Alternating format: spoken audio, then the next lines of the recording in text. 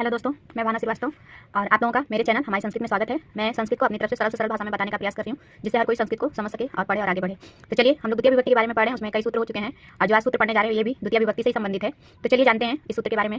काला ध्वनो अत्यंत संयोगे। इस सूत्र के अनुसार जब किसी काल या मार्गवाची दूरी में कोई कार्य या वस्तु लगातार हो तो उस कालवाची या मार्गवाची शब्द में द्वितीय विभक्ति लगेगी।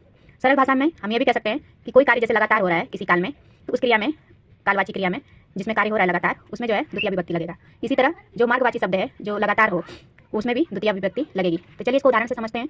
पहला हमारा उदाहरण है क्रोशम कुटिला नदी। नदी कोस भर टेढ़ी मेढ़ी है। तो ये नदी जो है जहाँ तक मतलब कोस भर जो एक कोस होता है वहाँ तक जो है लगातार उसका जो रास्ता है वो टेढ़ा मेढ़ा है, उसमें कहीं बीच में कोई मतलब रुकावट नहीं है। इसलिए जो नदी का टेढ़ापन है वो लगातार एक कोस तक है। इसलिए इस शब्द में, नदी का मार्गवाची शब्द में लगातार होने की वजह से क्रोशम में जो है द्वितीय विभक्ति लगी है। इसी तरह दूसरा उदाहरण हमारा है स सप्ताह पठिष्यति। वह सप्ताह भर से पढ़ रहा है, मतलब वो कार्य जो कर रहा है एक सप्ताह से लगातार कर रहा है, पढ़ रहा है पहले से भी अभी भी।